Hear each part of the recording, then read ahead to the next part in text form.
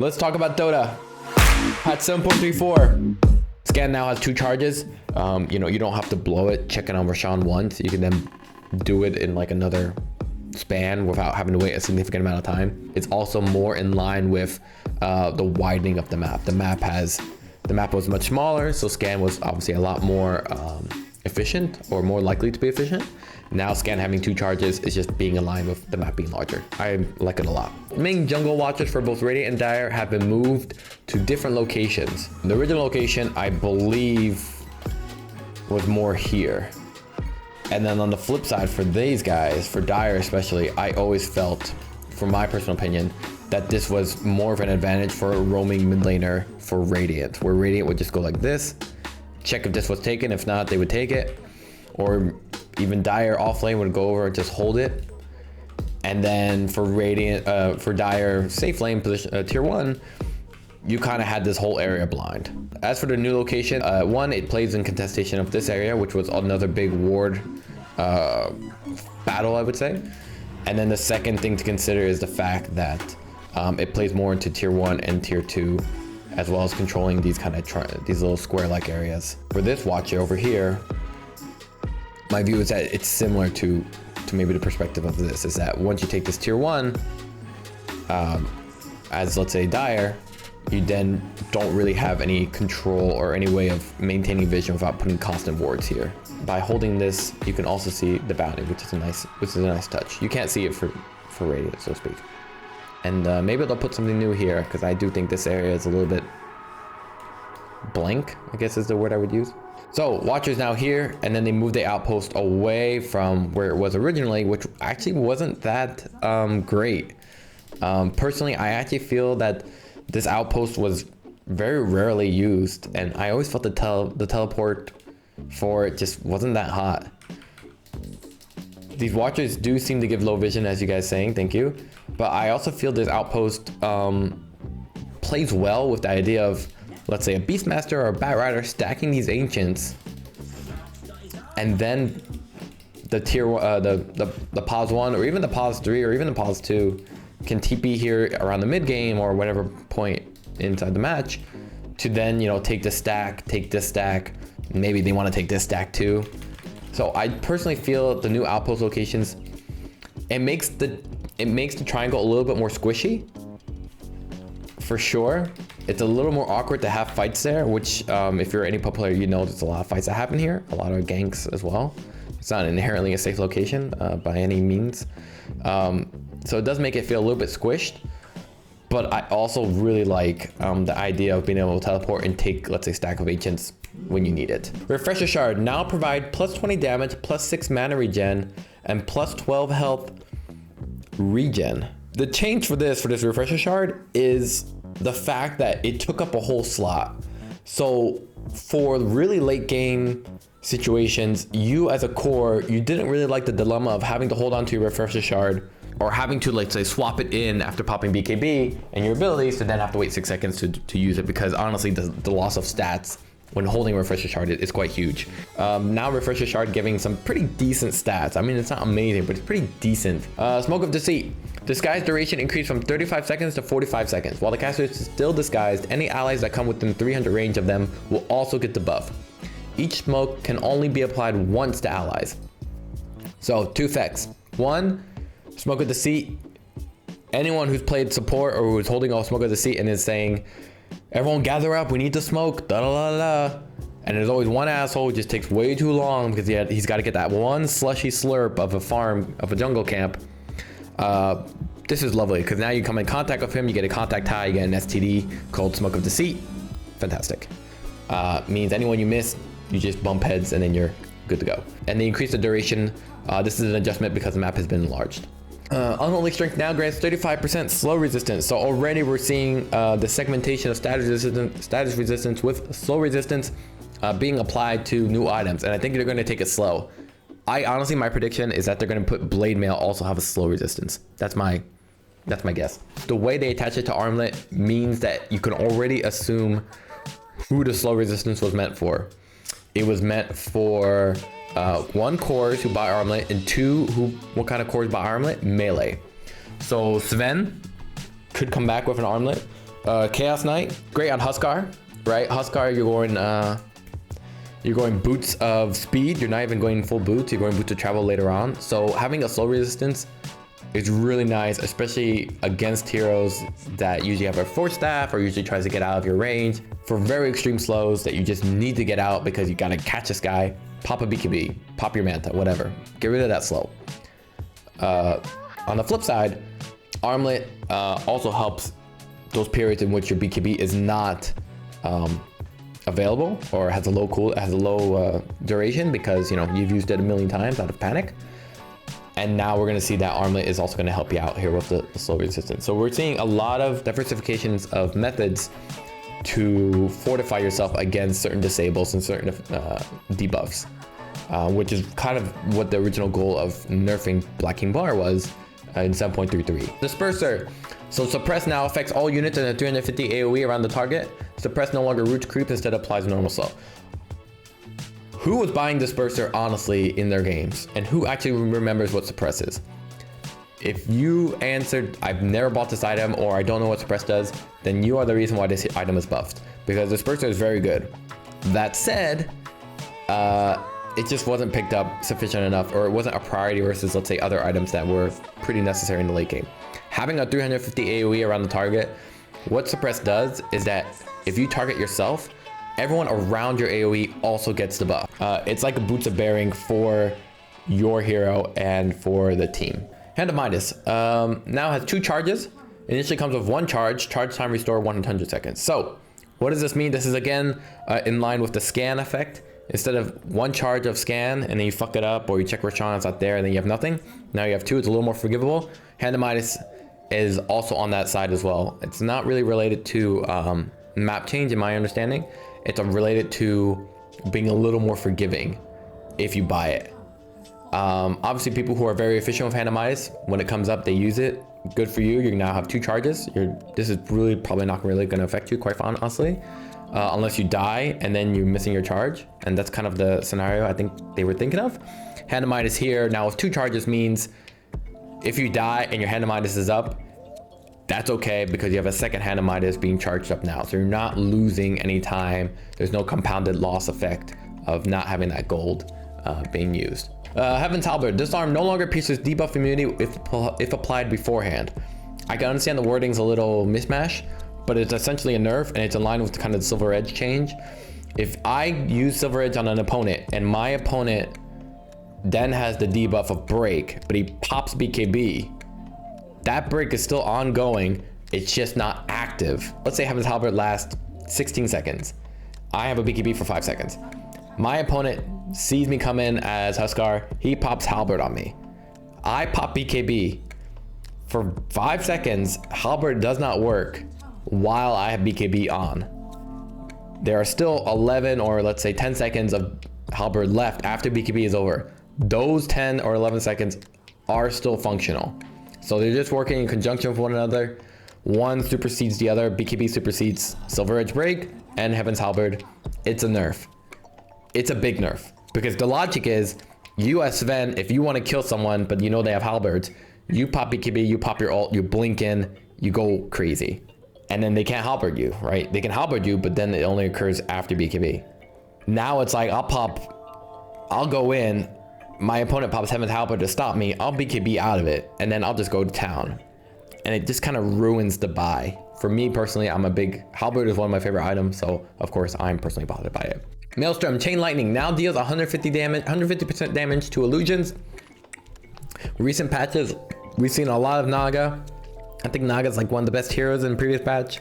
Saw a lot of Terrorblades. Saw some PLs, didn't really hold up against Naga, but we saw some PLs.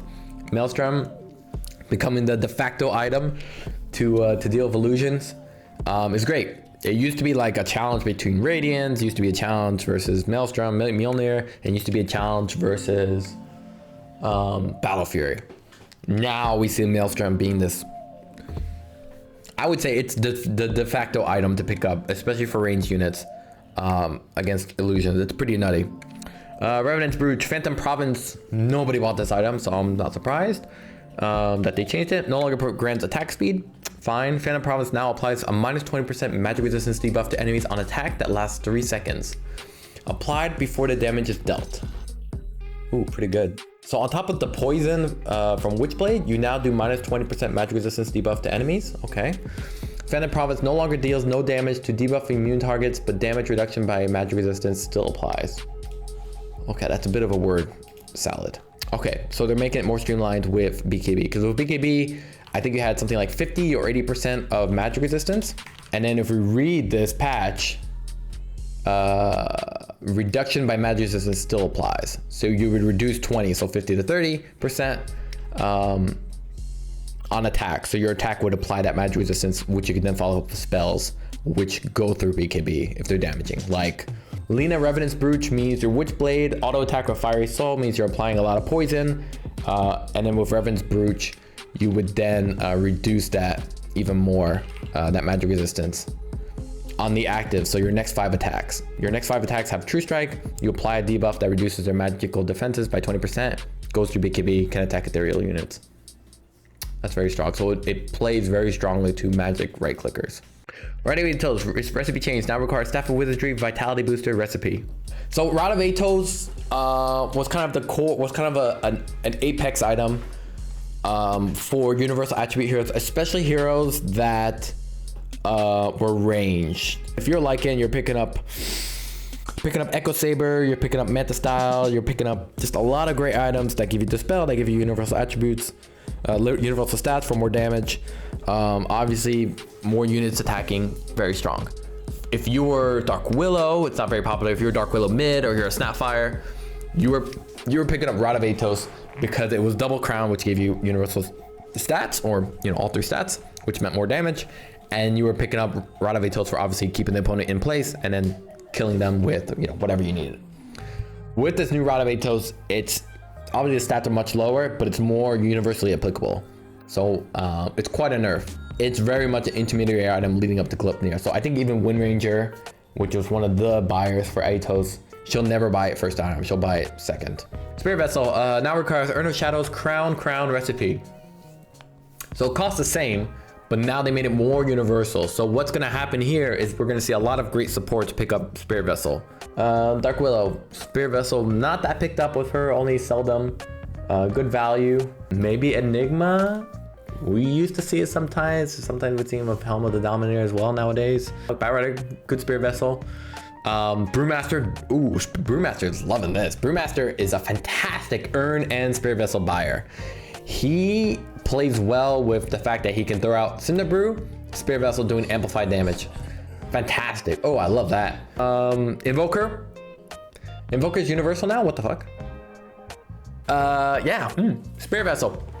This could be the new crown. This could be the new king. Works oh my god, my mind's just like Spirit Vessel, the new basically 7.33 is like you gotta fight early, you gotta make lots of ganks, you're gonna get more golden XP doing it.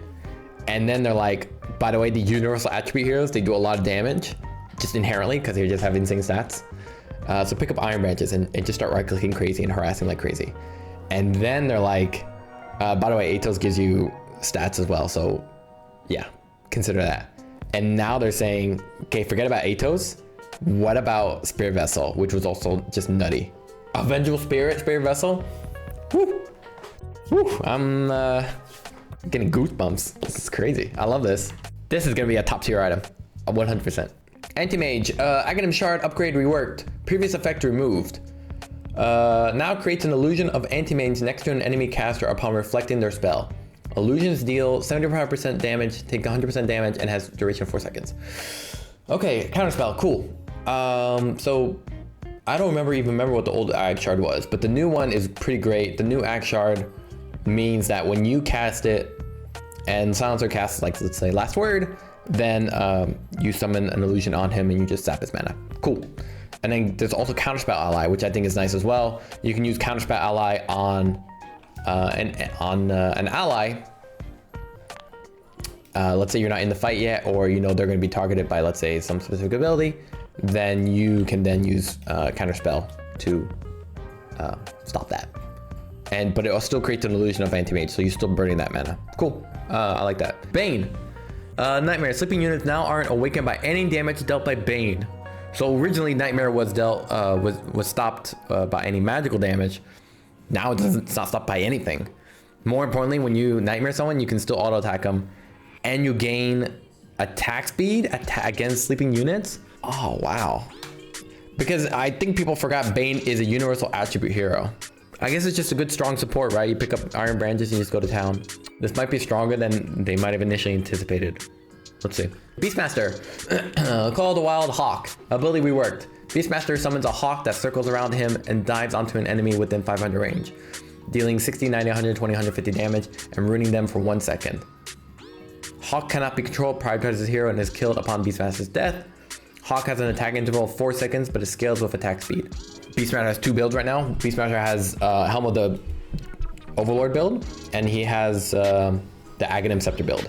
The Aghanim Scepter build really plays on you balancing both taking damage as well as outputting damage and throwing down axes and just really doing great damage with the drums. So with the Call the Wild Hawk, the Ag Shard with this hero specifically was annoying. You would have to select the Hawk, which was hard to see during fight, and then have him press Q and target the specific guy. You have to tab it through. It's kind of new. It was kind of hard to do. This new version, you do lose a lot of value with the Hawk in terms of vision, especially with smoking and ganking. But it does make it kind of more simplified, a little bit League of Legends-ish. I hate using that reference or even that call out.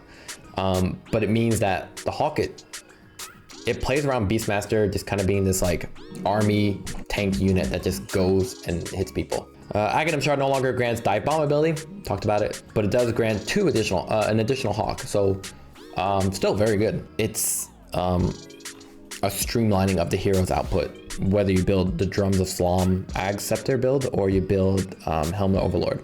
Bounty Hunter, Aghanim Shard is called Friendly Shadow. New ability granted by Aghanim Shard applies Shadow Walk and all of its bonuses to the target ally. Fade time 1 second. Casting this ability does not break invisibility or interrupt the target. So basically the old Shadow Walk was you cast it on yourself, and this was one of my complaints when I played Bounty Hunter, is when you casted it on yourself, you didn't have to wait for the cooldown to come off to then cast it on your ally, which made it a little bit uncomfortable. Now it's 2 separate abilities, so you can cast it on yourself and on the ally, go gank. And you get double stun, so you gotta change the stun together. You go both invisible, you track, you hit, you stun, then your ally, or whatever order you want, your ally hits, stuns, pops his abilities, then you hit stun. You could do chain stuns, you could do a lot of great ganks. Kind of elevates Bounty Hunter as a 4 or even as a 3 up the ladder in terms of ganking, where he'll now do crit, he'll now do damage, he'll now have an ally at 15 to start ganking with him. Pretty good. I think I like it. Brewmaster, let's see. Brewmaster, dealing or receiving magic damage also extends Brewmaster's own brewed up duration. That's great. Fire Stance now additionally grants attack speed, bonus triples when brewed up. Damn. Brewmaster is becoming this hero that can fight more and more outside of his ultimate. Before he was all ultimate. It was kind of this anti-carry. Now he's becoming this like, I can fight during, especially early game, I can fight without my ultimate. Sometimes I can get some good ganks, but I can also just do really well during my ultimate. So yeah, I like it. And he's a universal attribute hero, so Spirit Vessel is definitely on the board. I think this hero is going to be, I don't want to say tier 1, but I think he's going to be a lot more viable. Bristleback, Aghanim Scepter upgrade removed. Yep, was too strong, then became very weak. Aghanim Shard now also increases stack limit by 3. Okay, so Aghanim Shard for this hero was basically going from Vicious Nasal Groove to now has a little bit more value as a hero. And then Hairball, so they increased the stack limit to 3 more. So you could do what, 7, excuse me? Yeah, from 4 to 7. And half of that is with Hairball. So the shard becomes very valuable and efficient as an initiating starting item rather than an end item. Because what would happen with Bristleback is you would fight, throw out a Hairball if they run away and you can't reach them, and then the Quill Spray would be pretty cool. But now it's open with Hairball as you close that gap. Double Vicious Nasal Goo for lower armor, as well as Quill Spray on the effect. So it's more of a versatile, applicable item. That's nice. Enemies in Fog of War are now hit by the Vicious Nasal Goo. So this is also again for when they escape. You can then Quill Spray. Vicious Nasal Goo projectiles are no longer affected by spell reflection. I didn't even know that was a thing. Lower cooldowns, you can spam a lot more, which will keep up your warpath. Okay, very nice. And then and then mana cost is reduced. So this is also a problem for Bristleback. With more spell spammage, you then found yourself just not able to afford all those spells. So I think Bristleback is gonna come back. I don't think he'll be coming back as this kind of big ball of annoyance of presence with Quill Spray and Bristleback and Vicious Nasal Goo. I think he will actually have things to do outside of just right clicking and spamming, but we'll see. We didn't even talk about his Axe Scepter. His Axe Scepter now allows Bristleback to be point targeted. Bristleback turns his back towards the targeted direction, and after 0.5 seconds, forcefully ejects 6 sequential Quill Sprays in a tight conical pattern out of his back at 0.35 seconds intervals. Bristleback is slowed by 40 seconds for the duration, disarmed, and cannot turn, but can still cast his spells on any direction. That's a mouthful. Let's simplify it. 1, Bristleback turns into, let's say like Mars' Bulwark. You remember Mars' Bulwark? He just stands like this and moves around like this. For Bristleback, he stands backwards and shoots everything out of his ass. That's 1. 2, it does it in a very specific range or area of his back. So it's not more wide as a traditional Bristleback or Quill Spray. It's very targeted. It does it 6 times. So a good example would be like, a good scenario would be like throw out the nasal goos on someone. That guy has his friends come back and turn around on you. You turn around, and instead of just running back and just hoping the guy they hit you while your back is turned, because no idiot is going to do that more than once anymore, you can now punish them. They say, okay, you guys don't want to attack me while my back is turned. Now I'm going to send even more Quill Sprays to back you and force Quill Sprays out. So they don't have to attack you to take advantage of the Vicious Nasal Goo to do damage. Now you could just bristle back behind them, throw out a bunch of Quill Sprays that take advantage of the reduced armor from the Vicious Nasal Goo, and you're not dependent at all on your opponent attacking you, which is great. I do hope it does more for Bristleback in terms of gameplay. Not sure it will, but let's see. Centaur. Rating is decreased from 350 to 325. Cast point improved from 0.5 to 0. Wow.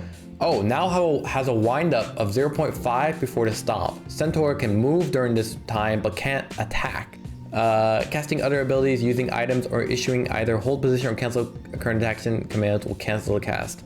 So the logic is, let's say with Dawnbreaker, you can swing once, twice, blink, and it will slam on the opponent. And that was one way to kind of guarantee the stun without, telegraphing it. For Centaur, you can't do that. You can't do like a 0.5 second windup, blink, and then stomp on them, can you? Can move during this time, but can't attack. Casting other abilities using items or issuing either hold position or cancel current attack will cancel the task.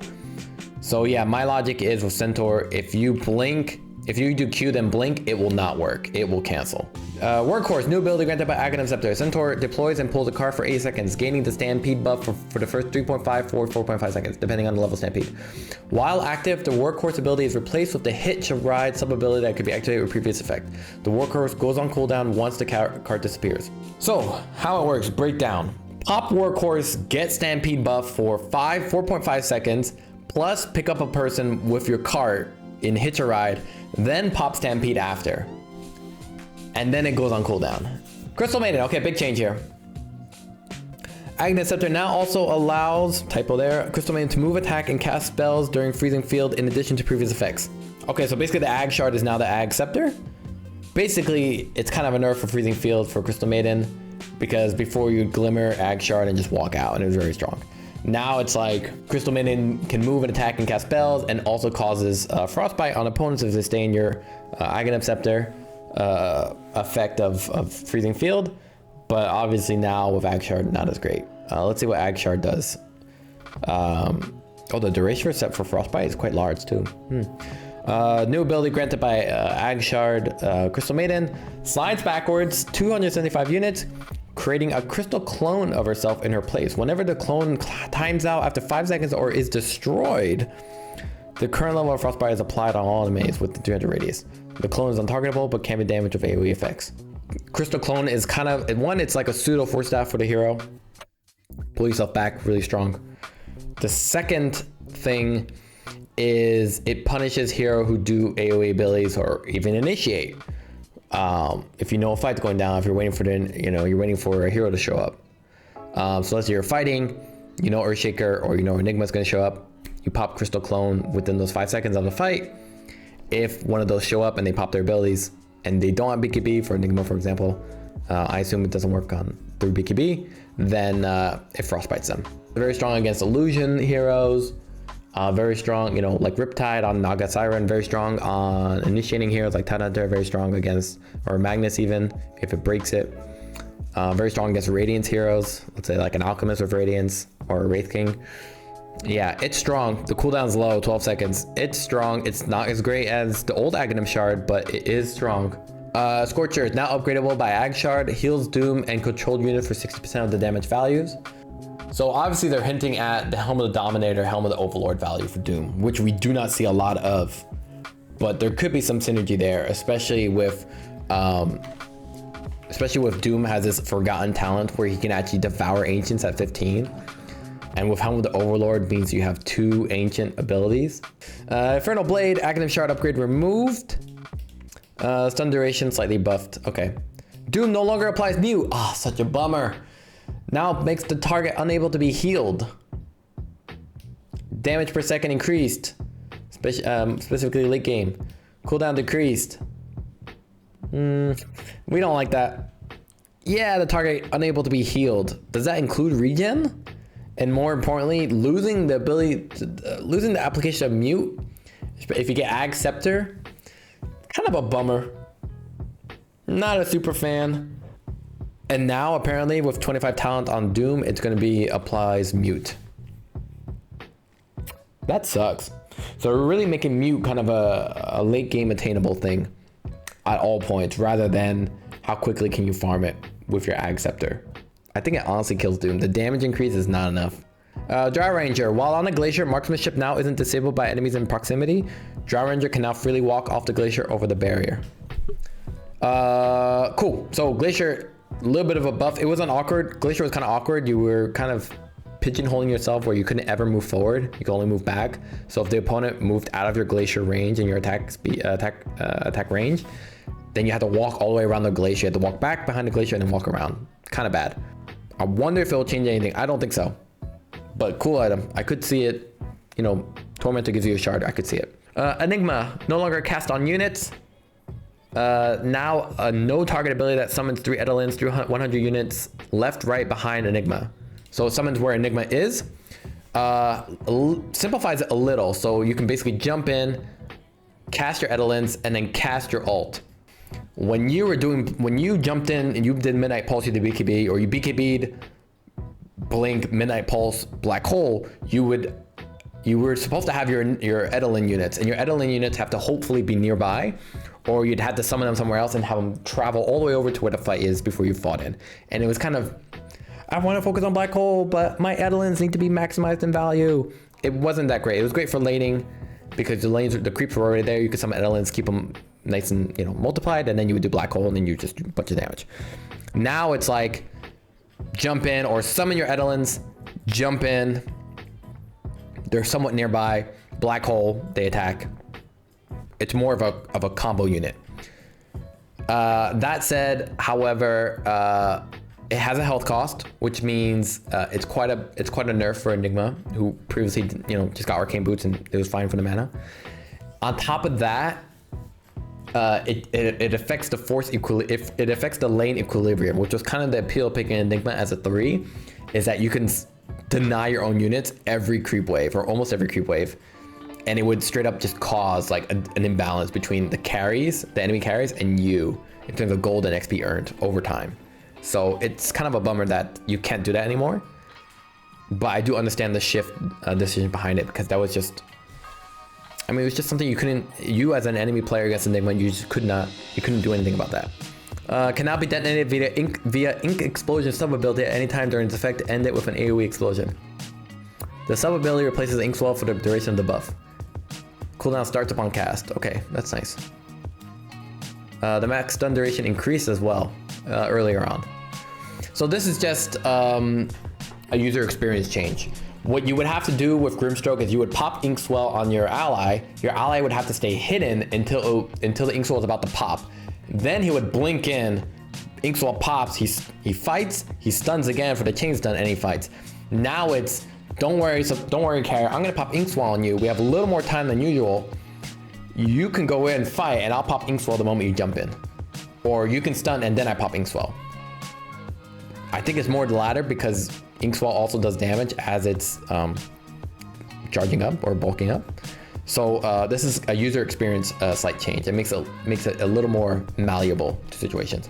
Invoker. Universal hero. Wow. This is huge. Invoker is huge. Invoker is gonna be such top tier shit. I'm not ready for Invoker. Base health regen increased probably because they changed all the Quas West Exhort shit. Base damage lower. Wow, 2 to 10. Agility decrease, everything lowered because I think what's happening is that everything's getting increased with Quas West Exhort. I cannot pronounce those words correctly. Strength per level decreased from 2 to 1. Yeah, because you're universal attribute here, so you're gonna get massive damage if that happens. No longer grants health to regen. Ooh, your laning stage is rough, even with 1.5 regen. Just from the immediate gut reaction, Invoker's laning stage is hard. It's going to be hard. It was kind of easy before, quite frankly. Your health regen and switching the damage when you were last hitting made this hero just absolutely a pain in the ass. Now with early game, he's going to be much weaker. Now grants 8% spell lifesteal on Invoker's abilities per orb on cast. The value is stored at the moment of the spell cast and cannot be changed while swapping orbs after. That's a little insurance that people don't, cheap it out or cheat out the system. All spell lifesteal works at 1/5 strength on creeps. Does not affect items. Makes fighting a little bit more of a one-on-one duel for Invoker, plus great damage. Works well with certain spells. God, Sunstrike must be crazy if you Sunstrike while almost dead and you get all your life back. I wonder if Sange Kaya is back on the board with this. Wex, agility per level decreased from 2 to 1, makes sense. No longer grants attack speed, that's too bad. 1 to 7% cooldown reduction per orb on all Evoker abilities and items. The value is stored at the moment of spell cast and cannot be changed. Wow. Yeah, this hero is going to be everything. This hero is going to be a support. This hero is going to be a carry. This hero is going to be a mid laner. Holy shit. Lastly, Exhort does not grant damage. Now grants 7% spell amp on all Invoker abilities per instance on cast. The value is stored. So, here's the logic. Invoker's a universal attribute hero. So this hero is going to be inherently good at right-clicking as the game progresses and he picks up a variety of items. He's got great right-clicking now, but the way you build this hero is going to be based on how you want to engage on fights with your spells. So your spells are going to be kind of the front lining, and your follow through of universal attribute stats means that you're finishing, your ability to finish them off is quite high.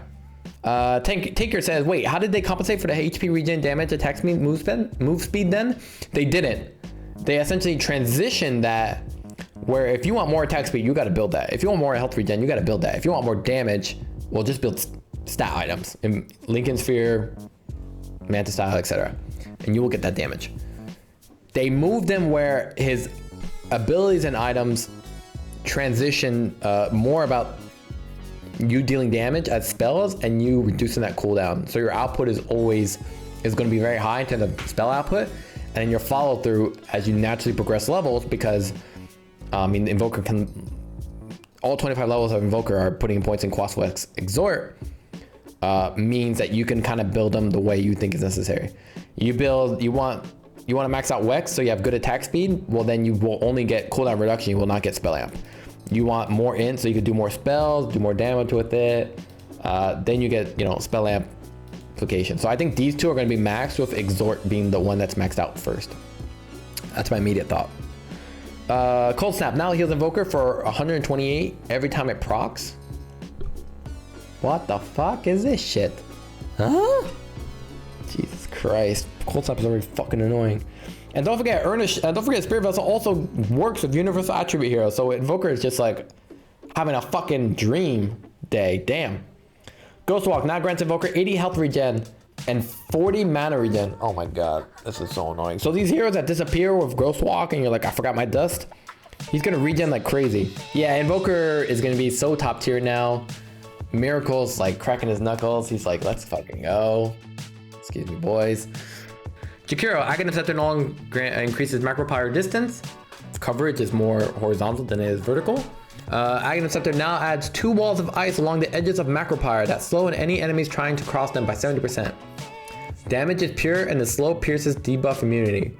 Ice wall is 80 width, slow linger duration 0.4 seconds.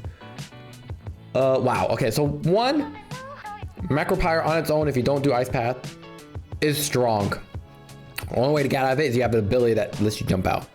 The alternative is you do ice path, you do macro power, and then even if you don't have the full value of the ice path, for them to be trapped in that macro power and then try and walk out of it, I think it's practically insta death. That's insane.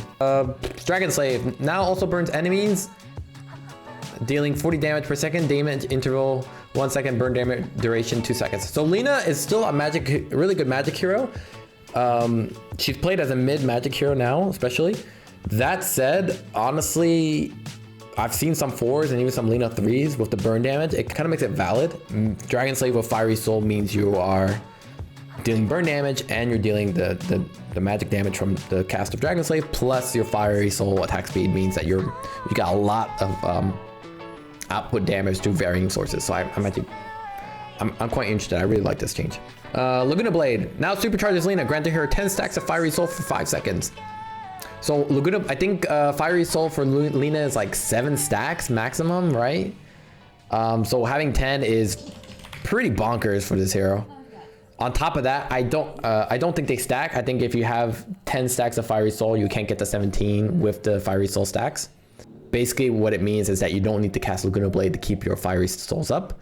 Or more importantly, you can just cast Laguna Blade and then finish them off with Fiery Soul and not be too worried about building up your stacks beforehand. On top of that, you know, the value that you get with using, let's say, Ag Scepter and Ag Shard with Laguna Blade and Light Strike Array and Dragon Slave just really mesh well. And I think it really enhances Lina as a mid lane magic hero, or even as a support hero. Mana Drain no longer has a mana cost, can now target allies without the level 15 talent, grants movement speed when used on allies, and no longer drains mana from line when the ally target is at full mana.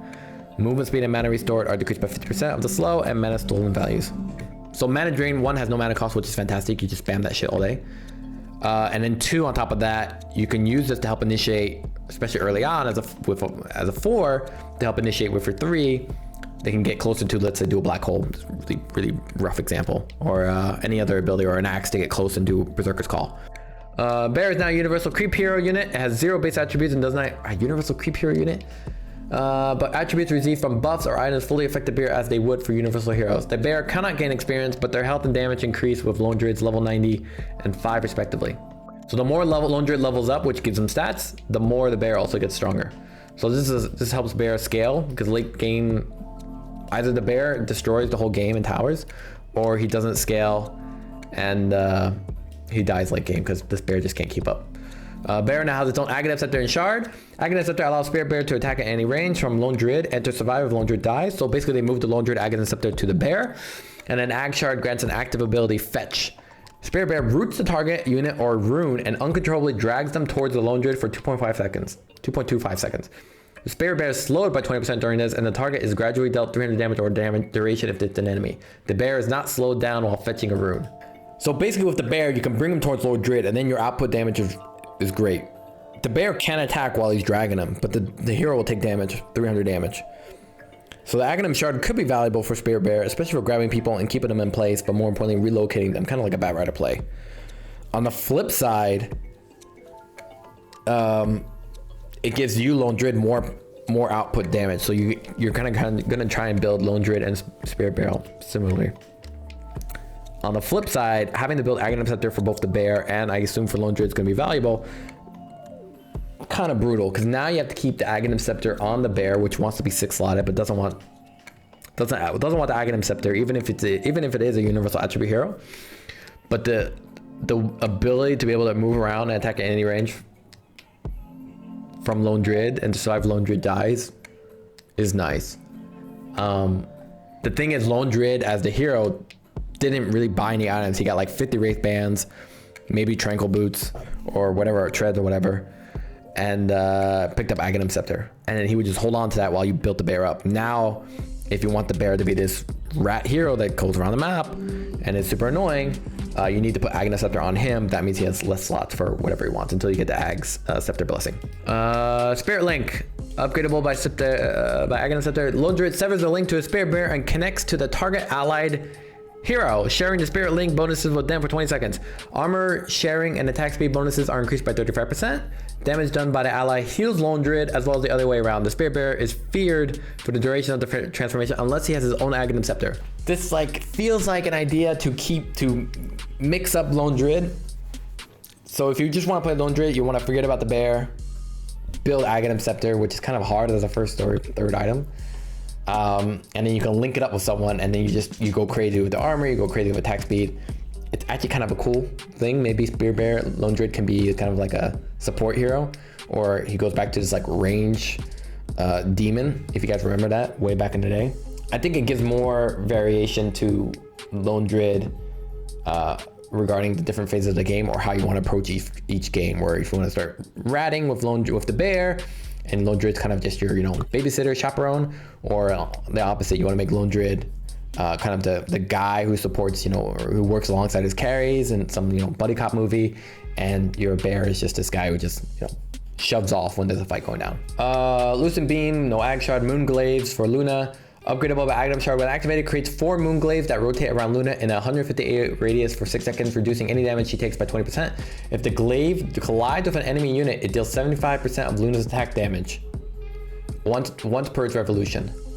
Her only protection is to cast her ultimate. So basically your output timing window is ultimate and then Mask of Madness.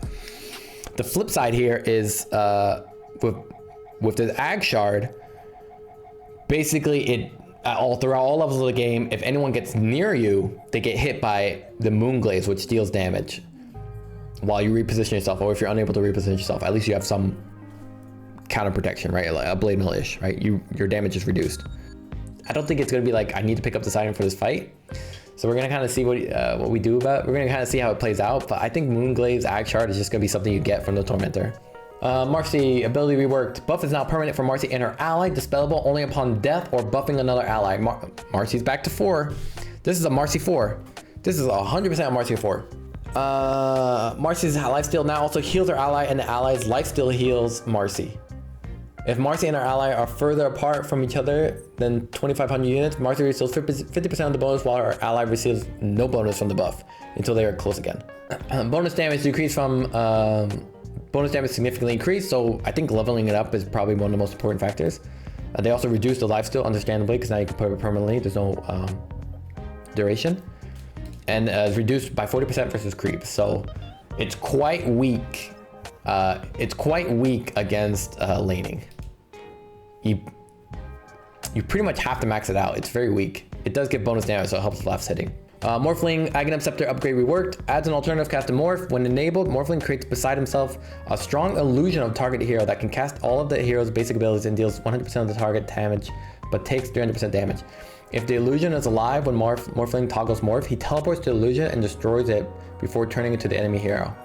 So you as Morph have a timing of when you want to jump in, and you want to morph on the right unit. But what's really cool is that you have such positioning prowess with this ability. You take a character, you take a hero, you morph it, you grab that unit, you reposition somewhere else, or you use its abilities, you reposition, and then you jump in before the unit dies, and you will be teleported to that unit to then cast all the abilities that you want that you've had just before, and output, and then you just morph back into Morphling again. It extends the value of Morph beyond just stealing the attributes and having value as a Morphling. Muelta has one interesting new change. If an enemy dies inside the calling, it gains an additional revenant and its duration is refreshed. Ooh, nice. So with the calling, there's a variety of contexts to apply it, right? If you jump in, then calling, then use ult, the units have trouble escaping, but more importantly, you can use fear to keep them inside the calling. And with your ultimate, you kill them. Now it's gonna be refreshed. So Muelta, who has this desire to maximize as much damage output and even killing within the period of her ultimate, gains even more value through the calling if they die within it. So it's really nice. I really like that change. I still think Muelta has huge glaring core problem issues in her stats and how much items you need to be built up for her to be viable. That said, I do like this change. Necrophos, now upgradable by Aghanim Scepter. Health decay is increased by 60% of the Necrophos' current health regeneration. This means that the more kills you get with Reaper Scythe, which gives you health regen, means that your Heartstopper or with Aghanim Scepter is really, does a lot more. Means that Necrophos' presence is really nice, and maybe we'll even see him go Radiance, because now there's more justification or more impact for a Radiance, let's say, or an Ag Scepter Necrophos to be present in fights. Dark Ascension now refreshes cooldowns of non-ultimate abilities on cast. That's crazy. So you can blink in, if it's nighttime, you blink in, you cast Crippling Fear. They are feared plus taking damage. Then you pop in your Void, and then you pop Dark Ascension again, and you do more damage. Boom, boom. Crippling Fear for an extended duration of what, 6 seconds, so 12 seconds. That's pretty freaking long. And then double Crippling Fear damage. That's crazy. That's really nuts. That's really strong. I think Night Stalker is back on the board. Ogre Mad Diet, Unrefined Blast, now also deals damage equal to 1.5 of Ogre's strength. Ooh, and affected by level 10 talent. Oh, finally. I never understood. They were both called Fire Blast. It's called Fire Blast and Unrefined Fire Blast. But Unrefined Fire Blast was not affected by level 10 talent. That was so weird. Now also deals damage equal to 1.5x of Ogre's strength. So, lots of value late game. I could see this being a core item to pick up for this guy. Omni Knight, Heavenly Grace renamed to Repel, no longer grants bonus strength and health regen per dispelled debuff. Now grants bonus strength and health regen per debuff currently on the unit. Now only applies to the target, not the Omni Knight as well. Too bad. No longer applies to Strong Dispel. Too bad. Now grants debuff immunity for the duration of the effect. No magic resistance. Basically, Repel is back. Slightly tweaked. The cooldown is quite high though. From 14 seconds to 45 seconds. So you're really using it for fighting. You're not really using it for what previously Heavenly Grace was, sometimes to amplify your hammer purity, or more importantly for even farming camps. Outworld Destroyer, Aghanim Scepter now fully prevents the damage that would put Outworld Destroyer's health below 20%. So basically, if you go past the 20% threshold from any damage taken, your Aghanim Scepter will kick in, and then you also get a barrier. Now applies a mana allergy debuff to enemies for 7 seconds, causing them to take damage every time they cast spells like Pugna's Nether Ward, a spell equal to the mana cost of that spell. Outworld Destroyer is healed by 100% of the mana spent by enemies, also affects items. So basically, Outworld Destroyer had one of the biggest problems was survivability. If he was caught out, he was dead. So basically, you would blink in, Scythe of Ice, Hurricane Pike, whatever, and you would just go try and kill him and then pop the ult. Here, it looks like Sange's Eclipse can be used as a way of opening up or as a mid-game fight, but more importantly, it really gives some survivability for Outworld Destroyer. So you feel a little, obviously you're going to die from any attacks, but you feel a little bit safer when you take those fights on, especially against magic intensive lineups. Kudogas, Phantom Assassin refines her combat abilities, acquiring 20% chance of gaining deadly focus buff with each attack. While Phantom Assassin is focused, her next attack will deal a guaranteed critical hit with 200, 325, 450% damage and consume the buff. Stifling Dagger has 40% chance to gain deadly focus. The hit that lands a guaranteed crit may also activate a deadly focus buff, making consecutive crits possible.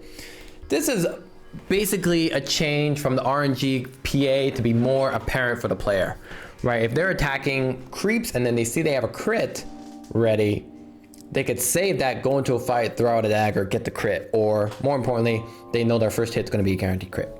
This is actually a buff for PA where you're not all in and you have to cross your fingers and hope you can crit the person. You can sit back, kind of like Phantom Lancer's Spirit Lance with Aghanim Scepter. You can sit back, spam that shit, spam that dagger until you get the crit you want. Then use dagger on whoever you want that that can maximize the crit value, or you jump into a fight with your other abilities. Sunray now applies a stackable 2% miss chance debuff for every tick of damage. Every 0.2 seconds, that's crazy. That's a lot, that's very high. So the longer you are inside that Sunray as an enemy, the more chance you are to miss, which buffs Phoenix Supernova with Sunray. Because you can make a miss, maybe they won't get the hit off your Supernova egg, and that means you can stay alive long enough to stun. Really nice. Good, really good. Pudge now instantly kills illusions. Okay, cast stun on Pudge is now removed if the hook finds a target. So when you hook Pudge, and you pull him back, you have to stay there. You can't move, you can't do anything. You're in the animation pulling back. Now when you hook someone and you pull him back, as you're pulling back, you can blink out, which gives Pudge a little bit more flexibility. He pulls a carry, he obviously doesn't want to fight the carry, or he knows if he pulls a carry and ults, then the rest of the team will probably pound on him. So now he can hook someone, he can blink away, or he can hook an ally and blink away. So it gives a chance to save an ally from getting, let's say, killed if he was ganked, but more importantly, if the enemy team is able to catch up to that hooked ally, you are not trapped in him. You're not trapped with him as Pudge. Razor, static link. Now upgradable by Shard, increases cast range by 150, which is always nice for Razor, and makes blink all the more or even less necessary, or if people try to escape, the cast range is a significant increase. Adds an alternative cast to static link. When toggled on, it pulls Razor and his link target toward each other at a rate of 100 units while the link is active. I think it pulls, but the enemy can still kind of get away, or kind of still walk away. It just pulls them, so obviously the walking away is less efficient. The pull stops if the distance is less than 175 units from Razor. Does not affect debuff immune enemies. So what's really interesting about this Ag Shard is, one, it's very cheap to buy. It could be very good. Two is that you can grab someone and increases the range, but more importantly, when they try to walk away or get out of it, it pulls them, so you have more chance to keep the static link on them, and more importantly, keep them in range for you to then destroy them, even with your ultimate. So quite nice. Snapfire, the big one is Little Shredder user attack damage replaced with 3x Little Shredder to multi-shot. So you can do multi-shot with Snapfire, but only at 25 do you use 100% of your attack damage. So the Snapfire mid build that we once clapped our hands about is gone. I think if you're building Snapfire as kind of this right click hero, waiting to get 25 is rough. Waiting to get 20 was rough, because at 18 you were pretty much ready to start fighting with your attack damage. 16 even if you had a good game. Waiting until 25 is rough. So it's pretty much Snapfire as maybe a supportish hero, and then pivoting over to right click when you're super late game. Sniper now also performs an auto attack on the target, so damage is a little bit lower. Assassinate performs an auto attack on the target, which is nice. If they escape, you have Assassinate, which has a higher range than your attack, and that does both magical damage from the Assassinate as well as an auto attack, which can be a crit, which can be an MKB, which can just be massive damage that Sniper has. Pretty good for the old Sniper 4 build, if you know about that, if you remember that. Because now as Sniper you have a lower, I think you have a lower cooldown than Assassinate, if I recall, but more importantly it's instant. So you can build like Assassinate Ag Scepter into, like, this is way out there, but Divine Rapier, and you would just wipe, I mean, you do massive damage from like across town. That's crazy. And then it looks like it's now refreshed when Sniper kills an enemy hero. This includes all kills by Sniper and not just ones from Assassinate. So any form of killing with Sniper, Maelstrom kill, or Chain Lightning kill, regular attack kill, shrapnel kill, Assassinate kill, resets Assassinate, which makes Aghanim Scepter even late game for a carry Sniper with Aghanim's Blessing, for example, viable, because you can stun, kill, you get the stun again, kill. Shadow Step now an ultimate ability, okay, and then they made Haunt and Aghanim Scepter. So this just makes Spectre a little bit more of a fighter. One of the biggest problems for Spectre was he built Radiance, and then he built Aghanim Scepter, and by then it was like, I don't know, 30-35 minutes, and that's when you want to fight. Like, people are really bulked up, or the game has kind of been shifted in a positive or negative direction, which makes Shadow Step not that viable, but you also need it because you can't gank and fight with Haunt because the cooldown was so high. Now they made Haunt an Aghanim Scepter ability, so there is a viability in picking it up. It's just that you as Spectre, as a carry, or even maybe an offlaner or mid laner, maybe as a mid laner, I don't know about that, but we'll see. You can now jump into a fight, and if you jump into a fight and just do Shadow Step and that's it, you'll do some Haunt damage. But more importantly, if you do Reality in and fight, then you'll Spectral Dagger the enemy. So you max out Spectral Dagger, you max out Shadow Step obviously because it's an ultimate, and then you just go to town on people. Techies cannot be detonated via Detonate Taser sub-ability anytime during its effect. So like Grimstroke, you can activate Detonate Taser. If someone attacks you while you have Reactive Taser, they get obviously disarmed, and then you can pop it again to reset or chain together that disable in an AoE explosion, so it's even more valuable. Tendril Deep ability removed. Okay, so Tidal Hunter no longer has his Ag Shot ability, which was like a mini Kraken stun, which went up in one direction, did like half damage, half stun duration. Now he has a new one. It's called Dead in the water. Funny. Throw the chain that leashes an enemy hero to a heavy anchor. Attempting to move more than 350 units away from the anchor reduces the hero's movement speed to 100 while dragging the anchor behind them. The anchor can now be destroyed with 5 hero attacks. Initial chain deals 200 magic damage, has a travel, can be disjointed. Ability removes invisibility and provides fog of war vision on the target. It's obviously not as great as Tendrils of the Deep, but it is a nice ability, and it forces them to attack it. So it's really nice against certain heroes where they rely on movement and positioning. Nature's Grasp Tree and Protector now considers Nature's Grasp vines as trees. So 2 things here. One is that it allows you to maneuver within a lane. You do a vine, you can go as far as you can with that additional movement speed, which is nice. Helps offset the fact that Nature's Guise for trees without the additional regen is quite brutal. But more importantly, you should also understand that with the Ag Shard, it lets you stay invisible. And then lastly, what you have to understand is that Nature's Grasp Vines, doesn't that also then stun with your ultimate? So you can do now Nature's Grasp Vines as trees, get closer, pop your ulti, and you'll be invisible, and you'll slow, do damage, and do your ultimate damage, plus let's say Meteor Hammer if you get it. Pretty cool. Troll Warlord, Rampage ability removed. Bummer. Both Whirling Axes abilities are now accessible at the same time. Casting any of them automatically switches Troll Warlord to the form of the used ability. This is a user experience thing where, you know, you want to have both abilities, but you're in the middle of a chase or a fight, you're meleeing them, then they're getting away. You want to switch range and do a slow, but you have to press Q before you do slow. Now it's just like you have both of them. If you're meleeing and then you want to slow, it's going to switch to attack. And then you want to do Whirling Axes melee, which is an AoE. Then you switch back to melee. So you can go in, go crazy. Either Whirling Axes, probably first you're slow, and then you go down to the range, then you do the Whirling Axes AoE, then you go back into melee. Now upgradable by Agnes Shard, increases max fervor stacks by 4 and grants Troll 20% plus 3% per fervor stack to fire an additional range attack to any unit within range, attack range plus 175. So not only do you attack faster with fervor, but more importantly, Troll 20% plus 3% per fervor stack, so it increases with more stacks, means you also do a range attack on other units. So even though you're going hard, let's say you do your ultimate and you're going hard on, let's say, a Tidehunter, you have your Ag Shard, you also have a chance of hitting other opponents. Even though you probably won't kill Tidehunter, which makes your ultimate a little bit less unfortunate if you fuck up. Fatal Bonds. Units that die while affected by Fatal Bonds now spawn an imp that lasts 15 seconds. Spawn stats improve with each level of Fatal Bonds. So basically there's a big value in leveling Fatal Bonds because now you have imps with it. And then Aghanim Shard on top of that. So Aghanim Shard, Fatal Bonds, upheaval are the big thing. Shadow Word, not that desirable yet. So it's gonna be Fatal Bonds, Shadow Word into upheaval, Aghanim Shard maxed out.